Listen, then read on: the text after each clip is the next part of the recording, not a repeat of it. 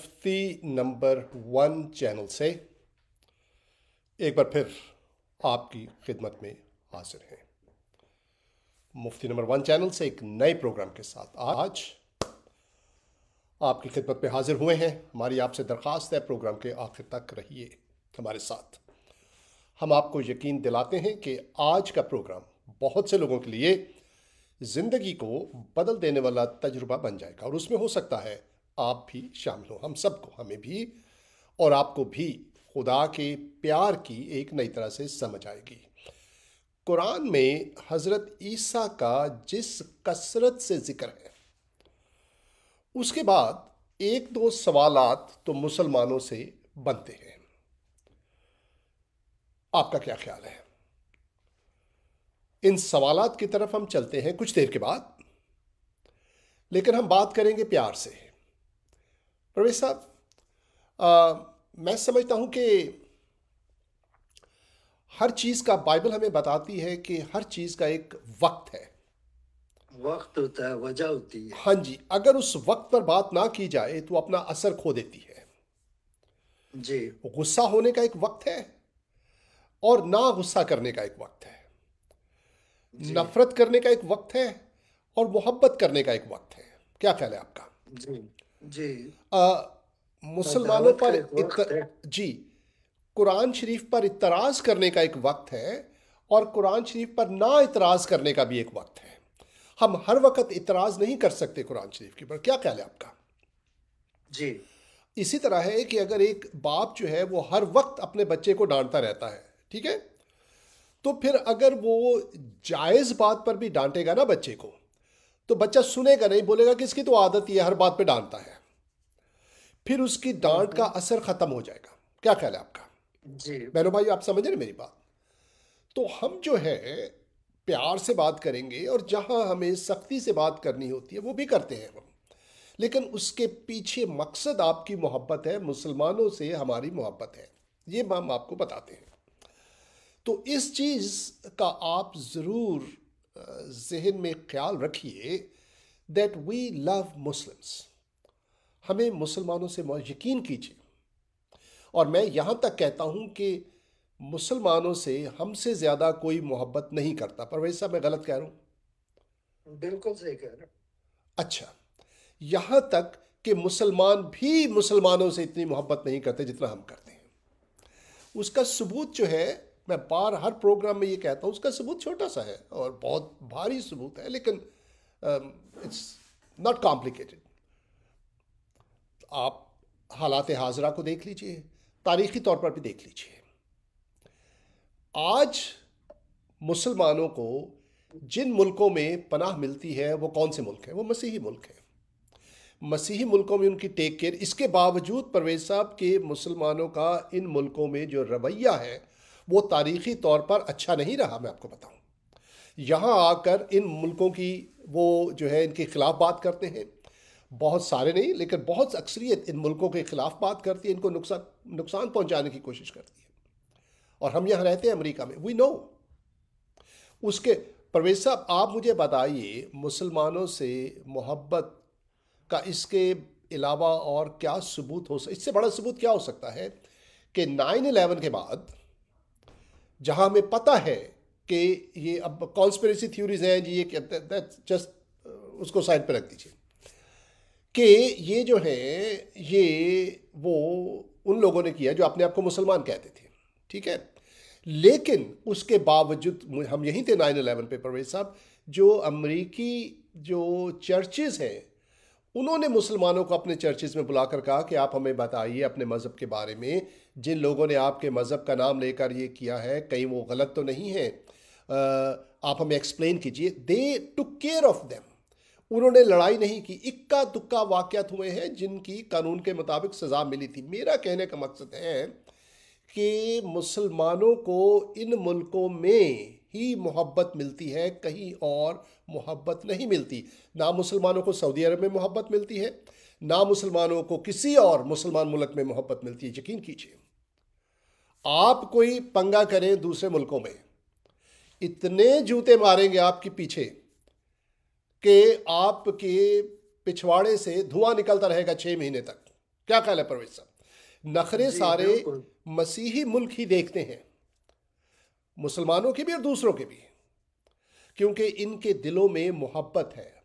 दूसरा सबूत कुरान शरीफ कहता है कि मसीहियों के दिलों में मुसलमानों के लिए मोहब्बत पैदा की गई है। समझ आई मेरी बात आपको? तो मुसलमानों के लिए अमान की जो जगह है वो सिर्फ मसीही मुल्क है और कोई नहीं है। तो मसीही लोग जो हैं वो हज़रत ईसा को मानते हैं, उनके पैरोकार हैं। तो ये सोचना पड़ेगा यार, ये लोग ऐसे क्यों हैं? कभी कभी मेरे जहन में कभी कभी ख्याल आता है कि मुसलमान कभी ऐसा सोचते हैं या नहीं कि यार ये मसीही लोग क्यों हमसे इतना अच्छा सलूक करते हैं। लेकिन उसको उजागर करने की बजाय मैंने देखा है कि एक बहुत बड़ा प्रोपेगंडा चलाया जाता है कि मसीही मुल्क जो है मुसलमानों के खिलाफ है, हालांकि दुरुस्त नहीं है। उसका सबूत आप यहाँ पर आकर देख लीजिए। मस्जिदें, आप यहाँ पर परसों जुम्मा था, आप जाए यहाँ पर, हज़ारों की तादाद में मुसलमान मस्जिद में जाते, कोई तंग नहीं करता उनको। पुलिस खड़ी होती है, उनके ट्रैफिक को डायरेक्ट करती है, किसी की हिम्मत नहीं उनको आगे कुछ कह सके। सामने यहाँ पर डैलस में एक चर्च है, वहाँ पर मुसलमान पार्क करते हैं अपनी गाड़ियाँ, क्योंकि उनकी मस्जिद में पार्क करने की जगह। अब मुझे बताइए परवेज साहब, पाकिस्तान में कोई मस्जिद है जो क्रिश्चियन हो गए कि आप यहाँ पर पार्क कर लीजिए अपनी गाड़ियाँ? You understand what I am saying? सोचना तो चाहिए आपको यार, मैं अगर सवाल तो इजाजत करने दें चाहिए। जी तो परवेज साहब बोलिए। मैं हमारे ये स्प्रिंगफील्ड में एक मस्जिद है। मैंने एक दिन सोचा कि यार कुरान में तो लिखा है कि इंजील में नूर है, कुरान में लिखा है कि जो किताब मरियम को मूसा को दी गई है वो बरहक है। हाँ, तो मैंने सोचा ये बाइबल के बारे में कुरान कितनी तारीफें करता है, तो क्यों ना बाइबल जो है वो मस्जिद में रखी लेके जाए। जाऊं और लोगों एग्जैक्टली, को वहां पे बाइबल दूं। यस। तो वहां पर मैं ले गया बाइबलें, अलग अलग जबान की, कुछ बंगाली जबान में, कुछ पश्तो की, कुछ अरबी की, कुछ इंग्लिश की। मैं वो ले गया वहां पर। तो वहां पर बड़े नाराज हुए सारे मुसलमान भाई, बल्कि यहाँ तक नाराज हुए कि हाथापाई हो गई वहां पे, वाह, लड़ाई हो गई वहां पे। वो कहते हैं मैं बाइबल लाया कैसे वहां पे? मैंने वाह। कहा यार कुरान में तो लिखा हुआ है ना इसके, इन किताबों के बारे में। तो मैं कुरान कुरान बाइबल की तो जगह ही मस्जिद में है, ताकि एग्जैक्टली, आप लोग पढ़ो। एग्जैक्टली। अच्छा, और अच्छा वहां पर उन लोगों ने मुझ पे पुलिस बुला ली। पुलिस आई, पुलिस वालों ने मुझे वहां से वार्निंग दी कि मैं आइंदा उनकी जगह पे कभी नहीं जाऊंगा। हालांकि वो खुद बेचारा गोरा, वो दो गोरे आए थे, वो दोनों बेचारे क्रिश्चियन ही होंगे, लेकिन क्योंकि मुसलमानों ने मुझ पे पुलिस बुलाई थी, तो उन लोगों ने भी मुसलमानों की साइड ली। Exactly, exactly, exactly. यानी कि उनको प्रोटेक्ट किया, मुझे वहां से निकाला और मुझे वार्निंग दी कि आइंदा मैं वहां पे कभी नहीं जाऊंगा। तो कहने का मकसद ये, अभी जो आप बात कर रहे हैं कि ये यहाँ पर आके देखें, हम तो 9/11 में यहीं पे थे, हमको पता है क्या हुआ, हमारे साथ लोगों का रवैया कैसा था। हमने इनकी मोहब्बत को चखा है, देखा है, छुआ है। हम गवाही देते हैं कि ये हमसे मोहब्बत करते हैं। हमारा कोई हक वक नहीं है। एग्जैक्टली, अगर ये चाहे ना, कल पिछवाड़े पे लात मार के बाहर निकाल दे, एग्जैक्टली, एग्जैक्टली। कौन पूछेगा इनसे? कुछ एग्जैक्टली, लेकिन इनके दिल में मोहब्बत है। एग्जैक्टली। और कुरान, वाकई कुरान में ये लिखा है कि बाइबल पढ़ने वालों, इंजील पढ़ने वालों के दिलों में मोहब्बत डाल दी जाती है। भाई कुरान में लिखा है, लिखा हुआ, दैट्स राइट। अब मुझे समझ में नहीं आती, हमारे बहन भाइयों को क्या हो गया है, मुसलमान बहन भाइयों को, कि वो इंजील नहीं पढ़ते, बाइबल नहीं पढ़ते। क्यों नहीं पढ़ते? वो तो कुरान तो उनकी गवाही देता है, बस ये बोल के टाल देते ये बदल गई है। हाँ जी, तो भाई तुम ले आओ जो और ये बदली भी गई है। झूठ है परवेज साहब, ये झूठ झूठ है। है, कुरान शरीफ झूठ में कहीं नहीं लिखा कि बाइबल बदल गई है, नोवेयर। नहीं, झूठ। और इतना बड़ा वो झूठ उनकी बोला गया जुबानें है, बंद होती है ना। मुझे हैरत होती है परवेज साहब। कुरान शरीफ जी में एक भी आयत नहीं है जहां लिखा हो कि बाइबल बदल गई है। जी अगर कोई शख्स बोले आपसे, मैं मसीहियों से ये कहता हूं, अगर कोई शख्स कहे, मुसलमान भाई या बहन कहे कि बाइबल बदल गई है, आप उसको ये सवाल पूछे सिंपल, कुरान शरीफ में कहां लिखा है, दैट्स ऑल। सिर्फ आप ये कह दें जी कुरान शरीफ में कहां लिखा है, डोंट ट्राई टू जस्टिफाई उसको, आप दिफा मत करें उसका, उसकी हमायत में, बाइबल की हमायत में कोई हवाले मत दे। सिर्फ ये पूछें, एक सवाल बल्कि दो पूछ लीजिए, आपको किसने बताया है और कुरान शरीफ में कहां लिखा है, दैट्स इट, दैट्स इट। या अगर एक ही सवाल पूछना है सिंपल, आप कहते हैं बाइबल बदल गई है, कुरान शरीफ में कहां लिखा है, दैट्स ऑल। लेकिन अब उसके बाद मानना है या नहीं मानना, ये उनका काम है, मानेंगे तो फिर भी नहीं, लेकिन कम से कम उनके दिल में यह एहसास जरूर हो जाएगा कि यार जो हम बात कर रहे हैं ये सही नहीं है, ये गलत बात है। बहरहाल परवेज साहब, कुरान शरीफ में हज़रत ईसा का जिस कसरत से जिक्र है, उसके बाद एक या दो सवाल तो बनते हैं, और हम जो है वो सवाल करेंगे मुसलमान बहनों भाइयों से। और ये सवाल बाय सवाल नहीं है, मेरा कहने का मकसद है कि मुसलमानों को कम से कम सोचना तो चाहिए, ये मैं कह रहा हूं। Will give you something to think, क्योंकि जब हम अपने मुसलमान बहनों भाइयों को सोचने की जगह पर लेकर आते हैं तो फिर कहीं ना कहीं पहुंचेंगे वो। क्या ख्याल है परवीन साहब? क्योंकि सोच जो है, क्या होता है कि सोच को मैंने देखा है कि अक्सर पनपने नहीं दिया जाता कि सवाल मत करो, ये ऐसा मत कहो, तो इंसान सोच को वहीं पे घुट जाती है सोच उसकी। हम आपको इनकरेज करेंगे कि आप सवालात करें, सोचें, दैट्स ऑल। परवेज साहब, एक बहुत बड़ी आजमाइश आ गई मुझ पर आज सुबह। अच्छा। जिंदगी आपको पता है आजमाइशों का घर है, ठीक है जी। तो अब मैं सोच रहा हूं कि मैं उस आजमाइश पे कैसे काबू पाऊं। आप अगर कोई मेरी मदद कर सकते हैं, उस आजमाइश पे काबू पाने का कोई मशवरा दे सकते हैं। बिल्कुल बिल्कुल। कल मेरी बीवी यहाँ चर्च है, वहाँ गई, वहाँ पे कोई प्रोग्राम था चर्च में, अच्छा। वहाँ से वापस आई तो बहुत सारी ये कुकियाँ लेकर आई, मैं आपको बताता हूँ स्क्रीन के ऊपर। ओह, ये कुकियां तो फिर इसमें तो मैं कुछ नहीं कर सकता। ये कुकी तो मेरे घर। अब ये, हाँ, कुकी कुकी खाने अब ये कुकी। इतनी ये उसके ऊपर चॉकलेट लगी हुई है परवेज साहब, क्या बात। और अब मैं ये ये तो सोच रहा बड़ा हूँ इसको मसला। खाऊं कि ना खाऊं। जिंदगी जो है, आई विश कि थोड़ी सी आसान होती, जो चीजें जुबान को अच्छी चॉकलेट से भरी है हैं। आपकी जिंदगी, चॉकलेट से भरी हुई है। या परवेज साहब, जिंदगी आसान होती कि कम से कम जो चीजें जुबान को अच्छी लगती है वो हमारी सेहत के लिए भी अच्छी होती, तो that would be very good.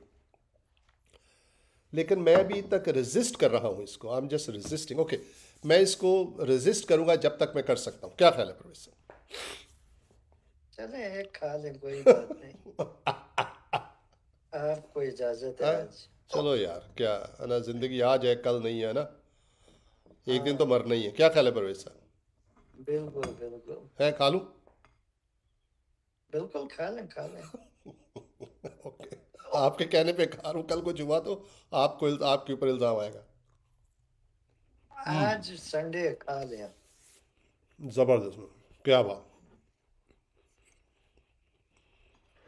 अब मैं क्योंकि प्यार से बात करनी है तो अब हम मीठा मुंह करके आपसे बात करेंगे। एक खाने पीने का आज शो कर लेते हैं। पर ऐसा बहुत जबरदस्त टेस्ट है इसका, मैं आपको बता नहीं सकता। अच्छा, एक और खा रहा था बड़ा। चले। अभी आप मुझे भी, वैसे आप मेरी वाइफ ने भी मुझे देखे वो आपको आपको चॉकलेट वाली कुकी दी गई है, मुझे वही पुराना केक रस दिया गया है।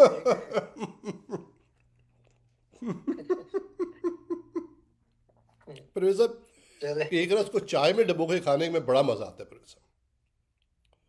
हाँ, ये बात जिसने तो केक है। रस को चाय में डुबो कर नहीं खाया, उसने कुछ नहीं खाया, मैं आपको बताऊं। क्या बात है, क्या बात है। तो प्रोफेसर हम आगे बढ़ते हैं, मैं अच्छा, ना लेट्स अच्छा, गेट टू द पॉइंट है। इसका खाने का मजा उस वक्त आता है मुफ्ती साहब, जब इसको आप बनता हुआ देखें। ओह यस यस, जबरदस्त। इसको जब आप बनता हुआ देखें ना, वो कैसे वो नंगे पांव लेके ओह उसके ऊपर उछलता है। अच्छा। आपने कभी देखा है ये इसको पसीना, बनते हुए? पसीना जब गिरता है। हाँ। प्रोफेसर बातों से आई उस don't want to digress. Pakistan में कराची में जब हम तंदूर पे रोटी लगाने जाते थे ना, तो अक्सर पठान होते थे, और अब we love Pathan, very dear to us. मैं प्यार से बात करते हैं ना, ये कोई वो तो नहीं। तो परवेज साहब वो जब तंदूर पे रोटी लगाता था तो उसके पसीना रोटियों के ऊपर गिरता था, मुझे अभी तक याद है। We just eat it anyway. है सारा जायका ही तो यही होता है। अगर ये यहाँ अमेरिका में बनाओ, आप इसको अमेरिका में मशीनों में बनाओ, आपको मजा नहीं आएगा। सही बात है, एग्जैक्टली। वहां से जब बन जाता है तो इसका मजा, टेस्ट ही अलग होता है। हमारे एक दोस्त है परवेज साहब, इंडिया से थे, अभी भी हैं। जी। तो वो बताते थे कि उनके इंडिया में कॉलेज के बाहर एक चाय वाला था। चाय उसकी बड़ी मशहूर थी, इलायची वाली चाय उसकी बड़ी मशहूर होती थी। तो वो कहते वो क्या करता था, पहले तो जब उसको पीछे खारिश होती थी ना, तो खूब खारिश करता था पीछे, अपने पजामे में हाथ डाल के अंदर से खारिश करता था, और फिर उसी हाथ से वो जो इलायची को ना, इलायची को मसलता था उसी का, और चाय में डालता था।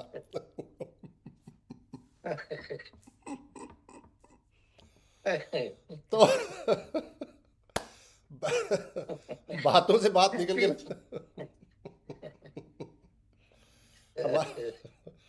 हमारा मुंह जो है वो मीठा हो चुका है। प्रवेश साहब आइए हम अपने बहनों भाइयों को दिखाते हैं कुरान शरीफ की कुछ आयत, और उसके बाद परवेज साहब हम अपने बहनों भाइयों से बात करेंगे कि इन आयत को देखने के बाद कि यार कुछ तो हमें सोचना चाहिए, और कौन सी सोच हमारे जहन में आती है। Let's talk. आइए देखते हैं। मैं इसको लेकर आता हूं स्क्रीन के ऊपर, विंडो कैप्चर। कहाँ चले गए यार?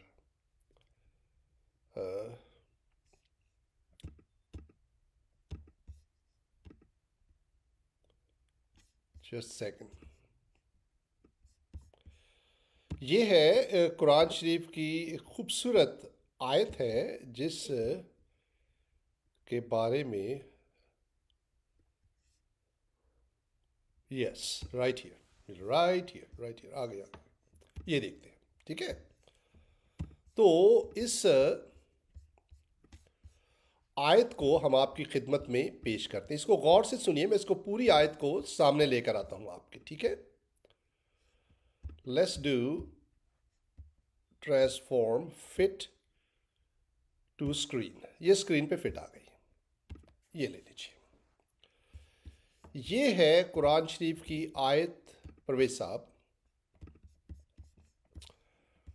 और ये है सूरा नंबर 2 और उसकी 87th वर्स। इसमें लिखा है परवेज साहब, और बेशक इनायत की थी हमने मूसा को किताब, और पै दर पै भेजते रहे उसके बाद रसूलों को। कुरान शरीफ फरमा रहा है कि हमने मूसा को किताब अता की थी, और उसके बाद हम पै दर पै नबियों को भेजते रहे। ये सूरा 2 की, मैंने कहा ये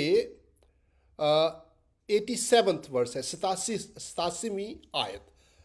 अच्छा, उसके बाद रसूलों को और अता की हमने ईसा इब्ने मरियम को खुली निशानियां। ठीक है, सुनते जाइएगा गौर से, बहनों भाइयों गौर से सुनते जाइएगा। एक बहुत अहम नुक्ता हम आपकी खिदमत में पेश करने वाले हैं, जो सवाल हमारे मुसलमान बहनों भाइयों के जहनों में ज़रूर आना चाहिए। ठीक है परवेज साहब, आगे पढ़ते हैं। और मदद दी हमने उसको रूह उल कुद्दस से। मदद दी किसको? हजरत ईसा को हमने रूह कुद्दस से, यानी कि होली स्पिरिट से, एक ऐसी रूह जो पाक है। पाक रूह से हमने हजरत ईसा को मदद दी। नोट कर लीजिए यहां पर। आगे चलते हैं, क्या ख्याल है परवेज साहब? अगली आयत की तरफ चलते हैं। ये भी सूरह नंबर 2 सूरह बकरा है, बिलीव उसकी 136वीं आयत है। और इसमें फरमाया गया है, कहो ईमान लाए हम अल्लाह पर और उस पर जो नाजिल किया गया हमारी तरफ, और उस पर जो नाजिल किया गया था इब्राहीम की तरफ और इस्माइल और इसहाक और याकूब और उसकी औलाद पर, और उस पर जो दिया गया था मूसा और ईसा को, और उस पर जो दिया गया था नबियों को, उनके रब की तरफ से नहीं फर्क करते हम दरमियान में किसी एक के उनमें से। हम उनमें से कोई फर्क नहीं करते। ये नोट कीजिए परवेज साहब, अगर आप नोट करना है लिख लीजिए, अगर आपने नोट बनाने हैं तो, कि फर्क नहीं करते हम इन नबियों में किसी से फर्क नहीं करते। ये सूरह बकरा की जो दूसरी सूरह है उसकी 136वीं आयत में है कि हमने जो कुछ नाजिल किया गया इब्राहिम पर, इस्माइल पर, इसहाक पर, याकूब पर, मूसा और ईसा, हम नहीं फर्क करते हम दरमियान में किसी एक के, यानी कि हम सबको मानते हैं। कहने का मकसद सबकी इज्जत करते हैं, राइट। और पहली जो आयत मैंने आपको दिखाई उसमें कहा गया है कि हजरत ईसा को हमने रूह पाक से मदद दी उसको। ठीक है, ये नोट कर लीजिए परवेज साहब, अगर मैं भूल जाऊं तो। तीसरी आयत, तीसरा रेफरेंस है ये तीसरी सूरह बलीव। तीसरी सूरह कौन सी है परवेज साहब कुरान शरीफ की? सूरह नंबर 3। Will see. तो ये सूरह नंबर 3 है और उसकी 45वीं आयत। जब कहा फरिश्तों ने, अय मरियम बेशक अल्लाह बशारत देता है तुझको एक कलमा की अपनी तरफ से। ये पिछले 1-2 हफ्ते पहले भी हमने ये प्रोग्राम आपकी खिदमत में ये रेफरेंस दिया था। मैं फिर पढ़ता हूँ। जब कहा फरिश्तों ने, अय मरियम बेशक अल्लाह बशारत देता है तुझको एक कलमा की अपनी तरफ से, जिसका नाम होगा मसीह ईसा इब्ने मरियम। यहां पर नोट कीजिए, हम बाद में और डिस्कस करेंगे इसके ऊपर, लेकिन एक चीज नोट कीजिए, लिखा है जिसका एक कलमा है जो खुदा की तरफ से दिया गया है, और उस कलमे का नाम क्या होगा? मसीह ईसा इब्ने मरियम, मरियम का बेटा। नोट कीजिए, बाप का जिक्र नहीं है यहां पर, कलमा खुदा की तरफ से आया है। ठीक है, मैं थोड़ा सा कहता हूं, देखिए यहां खुदा है, यहां बीबी मरियम है, और खुदा की तरफ से कलमा आता है और बीबी मरियम के जिस्म में वो कलमा आ जाता है। यही हुआ ना, मैं कलमे दूंगा और एक बच्चा पैदा होगा, और उसका नाम, जो कलमे का नाम जो है, बच्चे पैदा होने का जिक्र नहीं है, लिखा है कि कलमा दूंगा मरियम को, उसके जिस्म में जाएगा कलमा, और कलमे का नाम क्या होगा परवेज साहब? ईसा इब्ने मरियम। ईसा इब्ने मरियम, बाप का जिक्र नहीं है यहां पर जी। ठीक है, अच्छा नोट कीजिए यहां पर। अब आगे बढ़ते हैं हम, ये भी नोट कर लीजिए परवेज साहब आप भी जरा, अगर मैं भूल जाऊं तो। जी जी। तीसरा जो नुक्ता है वो हम आपकी खिदमत में पेश करते हैं। तीसरी आयत ये है सूरह नंबर 3 और उसकी 157वीं आयत। ठीक है, सूरह नंबर 3 उसकी 157 वर्स, और उसको हम देखते हैं। और उनके इस कहने की वजह से कि हमने कत्ल किया है मसीह ईसा इब्ने मरियम को, जो रसूल हैं अल्लाह के, हालांकि नहीं कत्ल किया उन्होंने उसको और ना सूली चढ़ाया उसे, बल्कि मामला मुश्तबा कर दिया गया उनके लिए। और बेशक वो लोग जिन्होंने इख्तलाफ किया इस मामले में ज़रूर मुब्तला है शक में इस बारे में, और नहीं है उन्हें इस वाक़े का कुछ भी इल्म सिवाय गुमान की पैरवी के, और नहीं कत्ल किया है उन्होंने मसीह को यकीनन। यहाँ पर कुरान शरीफ कह रहा है कि उन्होंने हज़रत ईसा को कत्ल नहीं किया। ठीक है, अब ये हमने आपकी खिदमत में कुछ आयात कुरान शरीफ से पेश की हैं, और मैं समझता हूँ कि ये सिर्फ 4 आयात हैं टोटल। परवेज साहब, कुरान शरीफ में जो तकरीबन मेरा ख्याल है ये 22 या 25 दफ़ा हज़रत ईसा का ज़िक्र है। ठीक है, मैं आयात आपको बता देता हूँ। कुरान शरीफ में जो ज़िक्र है, जो आयात है, सूरह 2 की 87 वर्स जिसमें हज़रत ईसा का जिक्र है, सूरह 2 की 136वीं आयत, सूरह 2 की 253वीं आयत, सूरह 3 की 45वीं आयत, सूरह 3 की 46वीं आयत, 48वीं आयत, 49th वर्स, 50वीं आयत, 52वीं आयत, 55वीं आयत, 59th वर्स और 84th वर्स सूरह 3 की। सूरह 4 सूरह में 157 आयत, 163, 171, 172। 5वीं सूरह में 17, 46, 72, 75, 78, 110, 112, 114, 116। 6ठी सूरह में 85th वर्स। 9वीं सूरह में 30वीं, 31वीं आयत। 19वीं सूरह में 19वीं आयत। 19वीं सूरह में 20वीं आयत। 21वीं, 22वीं, 27वीं, 30वीं, 31वीं, 32वीं, 33, 34। 88, 91, 92। 21वीं सूरह में वर्स 91। 23वीं सूरह में आयत 50। 33वीं सूरह में 7वीं आयत। 45वीं सूरह में 13वीं आयत। 43वीं सूरह में 57 आयत। 61, 63। सूरह 57 में 57, सूरह में 27वीं आयत। सूरह 61 में 6ठी आयत। सूरह 61 में 14वीं आयत। ये जिक्र है। इतना कुरान शरीफ में हज़रत मोहम्मद का भी जिक्र नहीं है जितना कुरान शरीफ में हज़रत ईसा का जिक्र है। लेकिन इन तमाम सूरा को हम अपने पॉइंट साबित करने के लिए पेश कर सकते हैं परवेज साहब, लेकिन हमने ये सिर्फ 4 सूरतें जो हैं वो इस वक्त हम अपने बहनों भाइयों की खिदमत में पेश की ताकि कुछ तो सवाल आप करना शुरू करें। पहली जो बात है बहनों भाइयों वो ये सवाल आना चाहिए परवेज साहब कि हज़रत ईसा जो हैं क्या वजह है कि इनकी शख्सियत वाहिद हस्ती है परवेज साहब, जिनकी शख्सियत एक तो इतनी खूबसूरत, उनकी तालीम इतनी खूबसूरत। अब कल जो है परवेज साहब मैं एक साहब का बयान पढ़ा था, पाकिस्तानी साहिब हैं जो गुरु नानक साहब से बहुत मुतासिर है, and I love Sikh people, I love them. Guru Nanak की जो तालीमात है आई रिस्पेक्ट दम। तो मैं ये कहना चाह रहा हूँ कि वो एक गुरु नानक की एक बड़ी खूबसूरत बात बता रहे थे कि एक बार एक राजा जो है वो उसके किसी वहाँ पर राजा के मुल्क में एक जगह थी जहाँ पर घास नहीं उगती थी।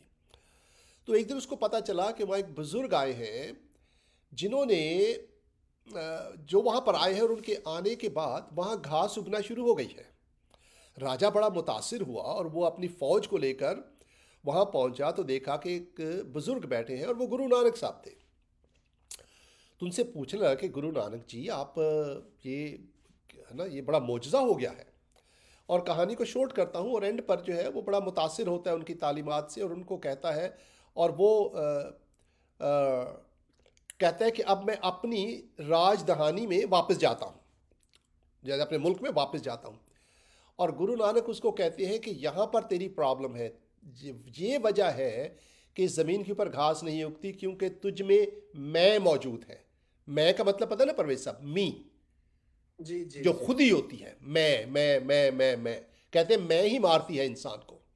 तो गुरु नानक उसको कहते हैं कि तुझ में मैं मौजूद है जिसके ऊपर तुझे काबू पाना है। और वो इतना मुतासिर होता है वो, तो गुरु नानक उसको फरमाते हैं कि मैं नहीं कहना, बल्कि ये कि ये खुदा की दी हुई चीज है, मैं सिर्फ उसको टेक केयर कर रहा हूं, मेरी चीज नहीं है ये।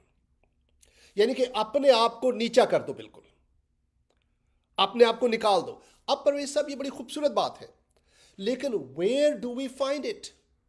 We already find it in Jesus. हजरत ईसा में हम ऑलरेडी ये देखते हैं कि बाइबल हमें बताती है कि वो खुदा के मुशाबे थे, लेकिन उन्होंने बराबरी को नहीं, उन्होंने उसको अपने आप को उसके बराबर नहीं किया, बल्कि अपने आप को हकीर कर दिया और अपने आप को बिल्कुल नीचे लेकर आ गए। किसके लिए? आपके और मेरे लिए। This is a better story. कहने का मकसद है कि हजरत ईसा की कहानी जो है ये बेहतर कहानी है, जिसमें हमें खुदा खुद इस चीज को, देखिए ना, इंसान अगर कोई अच्छा काम करता है और वो खुदा वो काम नहीं करता तो फिर तारीफ इंसान की होती है। God must set an example first. हम खुदा से आगे नहीं निकल सकते। अगर गुरु नानक साहब, एंड आई रिस्पेक्ट हिम, अगर वो ये फरमाते हैं कि अपनी मैं को खत्म करो, तो God must show that first. क्या ख्याल है परवेज साहब? वरना तो इंसान खुदा से बेहतर तालीम दे रहा है। तो हमें हजरत ईसा में नजर आता है कि गॉड हिमसेल्फ प्रूव्स इट। ठीक है, तो कोई ऐसी बात, उनकी तालीमात हजरत ईसा की, उनकी जिंदगी, आप मतलब कि एक जहन में सवाल आना चाहिए कि यार ये बंदा है कौन, है ना यार, ये बंदा है कौन? ये कुछ लोग कहते हैं मर गया, कुछ लोग कहते हैं नहीं मरा, कुछ लोग कहते हैं मर के जिंदा हो गया, कुछ लोग कहते हैं मर के कश्मीर में चला गया। ये हमारे मिर्ज़ाइब है भाई जो है एक और शोशा छोड़ते हैं। और इतनी हमाकत, परवेज साहब, मैं अहमदियों को मैं कहता हूँ इतने अहमक हैं ये लोग, इनका बिलीफ यकीन कीजिए, इतनी हमाकत है इनकी, मैं बता नहीं सकता। परवेज साहब, कल मैं गया, अहमदियों की मस्जिद है जहाँ पर, इतना बड़ा झूठ बोल रहे हैं ये लोग अहमदियों की मस्जिद में। मैंने कहा यार ये कितने वाहियात लोग हैं ये, यकीन कीजिए। I got angry, I really got angry. उनकी मस्जिद के बाहर पता है एक बहुत बड़ा बोर्ड लगा हुआ है मस्जिद के बाहर, उस पर पता है क्या लिखा हुआ है? बताऊँ आपको मैं? जी। उसके ऊपर लिखा हुआ है love for all, hatred for none. Love for all, hatred for none. ये अहमदियों की मस्जिद पे ये बोर्ड लगा हुआ है। हमारे घर के साथ ये परवेश साहब आगे देखा, 10 मिनट की ड्राइव पर है। मैंने कहा यार इन्होंने ये मैसेज तो लगा दिया है, love for all, hatred for none, यानी कि मोहब्बत सबसे और नफरत किसी से नहीं, लेकिन इन्होंने रेफरेंस नहीं दिया कि ये कहां लिखा हुआ है। क्या कुरान शरीफ में लिखा हुआ है? क्या अहमदियों की किसी किताब में लिखा हुआ है? क्या खुदा ने वही नाजल की इनके ऊपर कि लव फॉर ऑल हेट? ये रेफरेंस कहां से लिया इन्होंने? या क्योंकि बड़ी अच्छी लग रही है चीज, आपने किसी की चीज उठाकर अपनी मस्जिद पे लगा दी? ये तो बड़ी वाहियात बात है परवेज साहब, क्या कहना है आपका? यानी कि किसी का कहा हुआ कॉल मैं अपनी मस्जिद पे लगा दूं और रेफरेंस भी ना दूं उसको, ये तो बड़ी बददियानती की बात है। तो मैंने कहा यार ये कैसा, लोगों को मैं अब क्या बोलूं, मैं गंदा लफ्ज यूज करने वाला था लेकिन वो गुस्से में आ जाता हूं, खुदा रहम करे। ये बड़ा बेवकूफ बनाते लोगों को, आप समझ रहे मैं कौन सा लफ्ज यूज करना चाहता हूं? ये बेवकूफ बनाते लोगों को, यकीन की। I was angry, there was a time to get angry. भाई अगर आपने लिखा है अबे सालो, तो कम से कम रेफरेंस तो दो उसका। तुम क्रेडिट ले रहे हो उसका कि जी हम, but you never said it. ना मिर्जा गुलाम अहमद कादियानी ने कहा है ये, ना ही कुरान शरीफ में इसका रेफरेंस है love for all hated for none. तो कहां से लिया आपने? It comes from Jesus, it comes from the Bible. समझ रहे परवेज साहब मेरी बात आपको? मुझे गुस्सा इसलिए आता है कि जब लोग बददियानती करते हैं, जब वो हिपोक्रेट्स बन जाते हैं, जब वो मुनाफकत करते हैं। परवेज साहब, अगर कोई शख्स बुरा काम करता है और इकरार करता है, that is much easier to handle. लेकिन एक बुरा काम करके चोर और फिर चतर, दिस इज रॉन्ग। कहने का मकसद यह है कि कोई ऐसी अच्छी बात दुनिया में मौजूद नहीं है जो कही ना गई हो, जो की ना गई हो अच्छी बात, जो हजरत ईसा ने पहले से ही ना कर दी हो। दिस इज माई क्लेम, ये मेरा दावा है, इसको गलत साबित करें। कोई अच्छी बात आप निकाल के बता दे किसी भी किताब से, मैं पहले आपको बाइबल में से निकाल के बता दूंगा। उससे पहले Bible is the only book that you need to read. पर सब मुझे समझ नहीं आता कि why how people can reject Bible, how, what reason do they have? लोगों के पास बाइबल को रिजेक्ट करने का रीजन क्या है सिवाय नफरत के? यकीन कीजिए, there is no other reason, I can not find any other reason. तो अब लेकिन कुरान शरीफ की इन आयात से कम हमें ये तो पता लगता है परवेज साहब यार कि ये बंदे के बारे में हम सोचें कि बंदा था कौन, हु वाज दिस गाय? इसकी इतनी मतलब कि इसकी जिंदगी अजीबो गरीब है।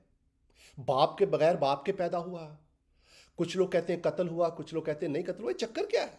एवरीबॉडी टॉक्स अबाउट हिम, है ना, जो भी हो रहा है परवेज साहब, लेकिन कहते हैं यार यही बंदा है, हर जगह यही मौजू है, हर जगह पर इसी का मौजू चल रहा है बंदे का।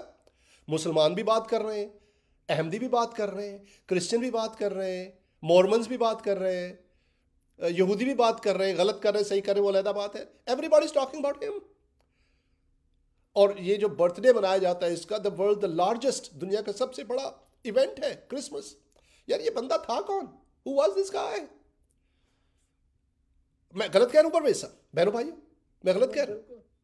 सोचना तो चाहिए, कुछ सोचता नहीं है। उसी का सारा लिया दिया परवेज साहब, हजरत ईसा का सारा लिया दिया, वो जो दिया हुआ है वही खाते हैं सब लोग, यकीन कीजिए। उन्हीं की अच्छी बातें, मेरा मतलब है उन्हीं की अच्छी बातें आप इस्तेमाल करते हैं, उन्हीं की अच्छी बातें आप अपने बच्चों को बताते हैं, लेकिन क्रेडिट नहीं देते उनको आप। You don't give credit. अपने बच्चों को जब कहते हैं झूठ मत बोलो, हु सेड दैट? जीसस। मसीह यीशु ने कहा हाँ की जगह हाँ, ना की जगह ना, कसमें शस्में मत खाओ, सीधी सीधी बात करो। लेकिन अब मसीह को उसका क्रेडिट नहीं। यार कैसी बात है यार परवेज साहब, हजरत ईसा ने वो आपके लिए किया, जो वो बातें आपके लिए बताई, और हजरत ईसा कहते हैं कि जी तू गंदी नज़र से किसी औरत की तरफ नहीं देखना। और जब अपने बच्चों को ये बताते हैं तो आप हजरत ईसा का रेफरेंस नहीं देते उनको। वाई? क्यों? यार कुछ तो शर्म करें यार, कुछ तो ख्याल करें यार। अरे एक बंदे ने इतना कुछ कहा है, आप मतलब कि कम से कम उसको क्रेडिट तो दें, कम से कम रेफरेंस दें यार, उसने कहा है ये। गोल्डन रूल के बारे में सारी दुनिया बात करती है परवेज साहब, कि जैसा जैसा तुम चाहते हो लोग तुम्हारे साथ, do unto others as you would have them do unto you. ये गोल्डन रूल। लेकिन किसने कहा? ये रेफरेंस को, ये भाई ईसा ने कहा है। ये किसी और माई के लाल में के दिमाग में ये ख्याल ही नहीं आया कि जैसा तुम चाहते हो लोग तुम्हारे साथ करें, तुम भी उनके साथ करो। बात को आगे बढ़ाते हैं तो परवेज साहब, ये जो आयात है कुरान शरीफ में से, वहां पर ये लिखा है कि हज़रत ईसा, हज़रत जो उनकी वालिदा हैं, उनको हमने खुली निशानियां दी हज़रत ईसा को, और रूल कुद्दस दिया उसको, हमने पाक रूह दिया परवेज साहब, right? We gave him holy spirit. अच्छा, अब सवाल ये पैदा होता है कि होली स्पिरिट, रूह, खुदा का रूह, परवेज साहब क्या हर इंसान के अंदर, ये सवाल पैदा होना चाहिए ना, पर हम में भी रूह है, राइट? आप में भी रूह है परवेज साहब। तो फिर हजरत ईसा में कौन सी रूह थी जिसके लिए खुदा को स्पेसिफिकली, अल्लाह को कुरान में रूल कुद्दस मेंशन करना पड़ा? देखिए ना परवेज साहब, अगर आप जिंदा हैं तो ऑटोमेटिकली प्रूफ है ना कि आप में रूह है ना? लेकिन अगर आपकी रूह दूसरों से फर्क है तो फिर मुझे बताना पड़ेगा यार परवेज के अंदर जो रूह है वो ये वाली है, यही है ना परवेज साहब? अगर सारी गाड़ियों में एक ही इंजन है परवेज साहब, आप एक गाड़ी बेच रहे हैं मिसाल के तौर पर, दुनिया की सारी गाड़ियों में एक ही तरह का इंजन है, तो फिर आपको बताने की जरूरत नहीं कि भाई इसमें ये इंजन है, क्योंकि सब में तो वो इंजन होता है भाई, ये तो कोई बात नहीं, तो सब में ही होता है। लेकिन अगर आपके इंजन में कोई स्पेशल बात है तो फिर आप कहेंगे कि यार इसमें ये वाला स्पेशल इंजन लगा हुआ है। तो अगर हजरत ईसा को कुरान शरीफ में ये खुद अल्लाह ताला को मेंशन करना पड़ा है कि रूल कुद्दस है उसमें, तो ये कोई फर्क रूह है उसके अंदर, है ना? ये सोचना चाहिए ना परवेज साहब। अगर वैसी ही रूह होती जैसे दूसरे अंबिया में है तो फिर मेंशन ना करना पड़ता कि ये रूल कुद्दस है।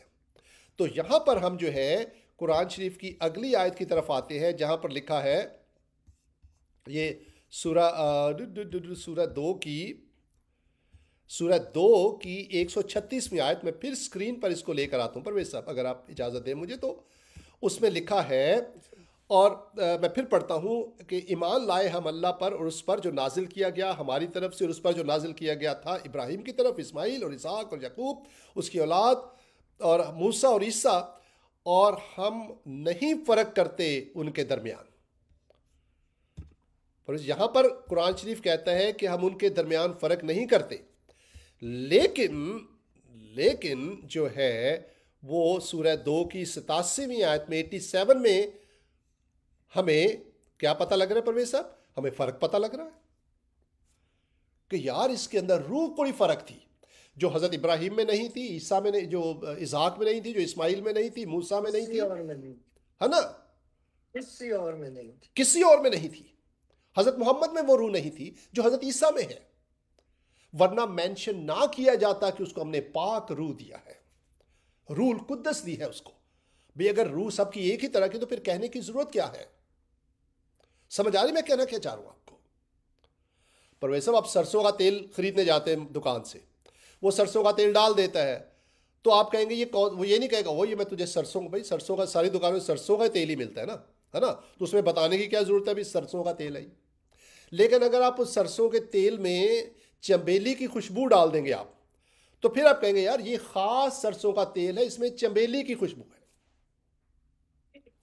नहीं समझ आया मेरी बात? फिर आपको बताना पड़ेगा कि ये स्पेशल है, ये डिफरेंट है दूसरों से।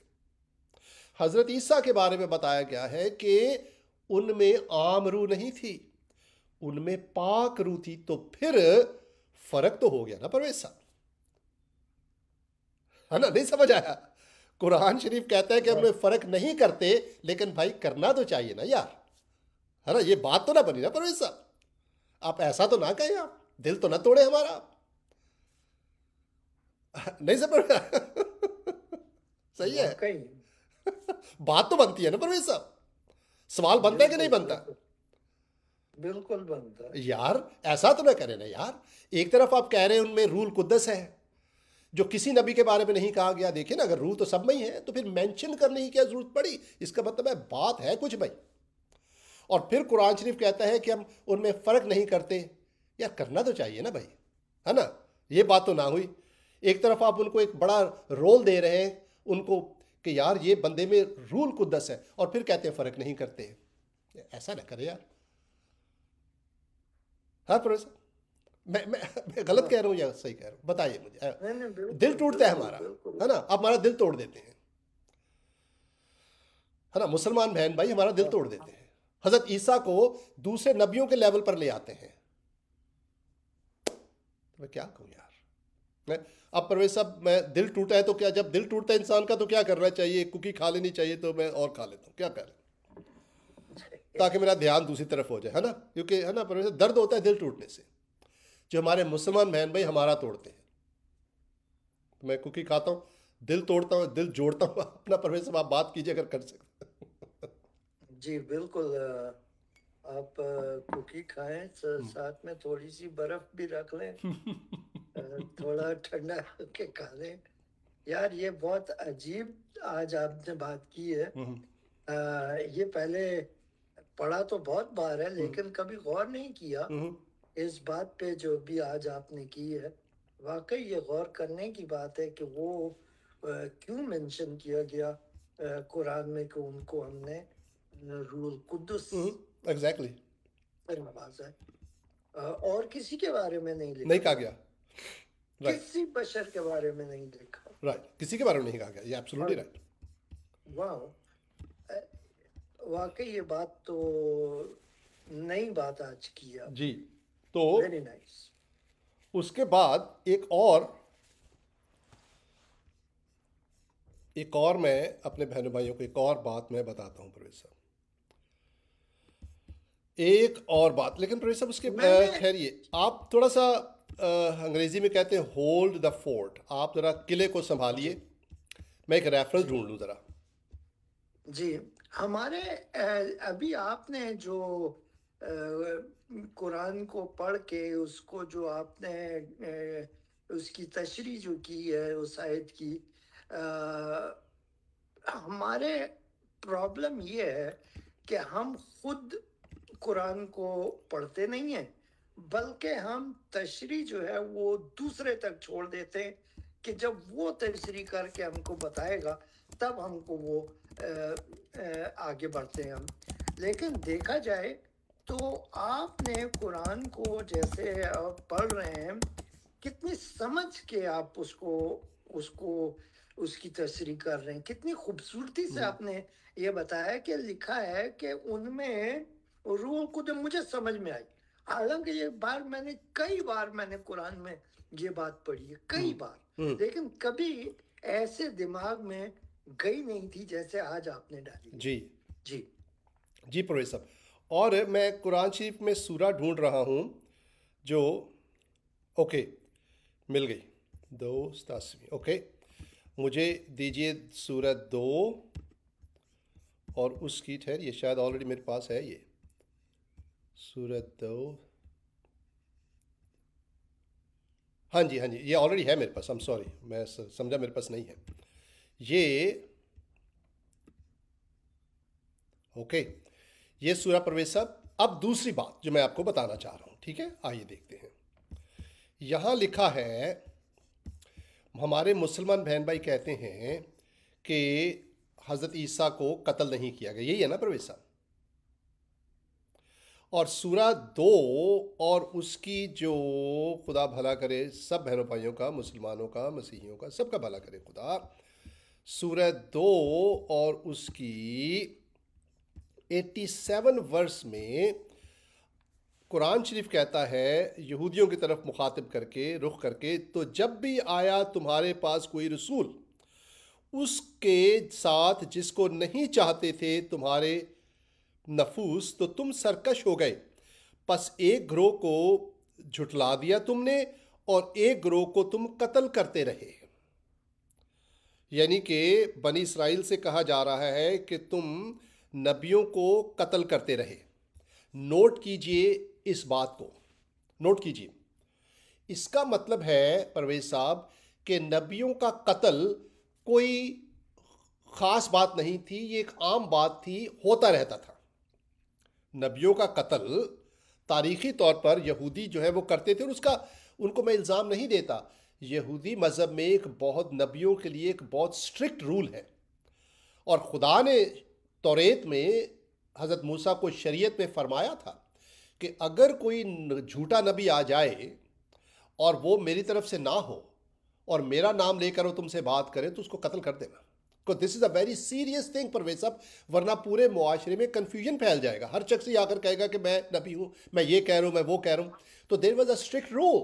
हाँ, बाज़ औक़ात उनसे गलतियाँ भी हुई और उन्होंने, हो सकता है कि असली नबियों को भी कत्ल कर दिया गया हो, लेकिन ये नहीं था कि वो जाके नबियों को कत्ल कर देते थे। They considered this prophethood as very sacred institution.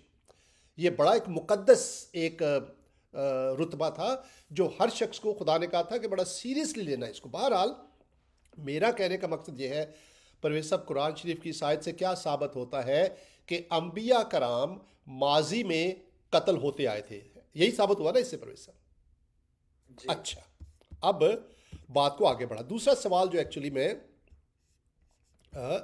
अपने मुसलमान बहन भाइयों से है, हमारे मुसलमान बहन भाई कहते तो हैं कि उनको कत्ल नहीं किया गया था, बल्कि कुरान में भी लिखा है कि उनको कत्ल नहीं किया गया था, बल्कि लिखा है कि उनका चेहरा में बदल दिया और वो लोग समझे कि वो कत्ल हो गए। तो यहाँ पे ये भी लिखा है, लेकिन आगे चल के कुरान में ये भी लिखा है कि जिस दिन मैं कत्ल किया जाऊंगा और दोबारा जिंदा होके वापस आऊंगा, कुरान में ये भी लिखा है। जी, उसका मैं बताता हूँ, I will mention that right now, ठीक है। तो वहां पर क्या लिखा है कि यहूदी जो है वो नबियों को कत्ल करते थे, सूरह 2 की 87 वर्स में, यही है ना परवेज साहब, हमने पढ़ा जी। अब हम आते हैं सूरा 3 की 157वीं आयत में। सूरह 3 की 157वीं आयत में कहा गया है, और उनके इस कहने की वजह से कि हमने कत्ल किया है मसीह ईसा इब्ने मरियम को, जो रसूल है अल्लाह के, हालांकि नहीं कत्ल किया उन्होंने उसको, और ना सूली पर चढ़ाया उसे। मेरा यहाँ पर एक और सवाल पैदा होता है परवेज साहब, एक तरफ कुरान शरीफ ये फरमा रहा है और सही फरमा रहा है, हम ये गलत नहीं कह रहे, कि बनी इसराइल नबियों को कत्ल करते थे, लेकिन जब हज़रत ईसा का जिक्र आता है तो कुरान शरीफ ये कहता है कि हज़रत ईसा को उन्होंने कत्ल नहीं किया। सवाल तो बनता है ना यहां पर वेद साहब कि हज़रत ईसा में क्या बात है। अगर मान भी लिया जाए कि उन्होंने कत्ल नहीं किया तो मुसलमानों को एक सवाल तो ज़हन में आना चाहिए, यार ये बंदा है कौन, है ना परवेज साहब, कि सब नबियों को कत्ल किया गया है लेकिन इसको बचा लिया अल्लाह ताला ने। यार ये है क्या, ये बंदा है कौन यार, क्या बात, पता तो करो यार इसका, क्या ख्याल है आपका। हजरत मोहम्मद वफात पा गए, हजरत नू वफात पा गए, हजरत ईसा, यार ये बंदा कौन है यार, खुदा इसको बचा लेते। नहीं नहीं सवाल तो बनता है यार, ऐसा तो ना करे हैं? बनता है डाडा बनता है डाडा एग्जैक्टली यार, ये बंदे का पता करो यार, ये बंदा कौन है, राइट।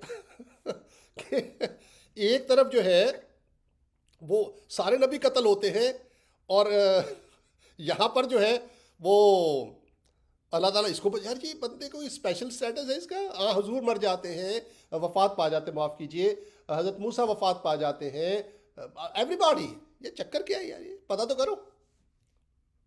सवाल बनता है नहीं बनता। एडम सीकर कहते हैं, एडम सीकर कहते हैं क्या सीन चल रहा है क्या सीन चल रहा है यार, एग्जैक्टली यार सीन क्या चल रहा है, पता तो करो यार। तो मैं आज के प्रोग्राम में मुसलमान बहनों को यही कहता हूँ, यार ऐसा मत करें।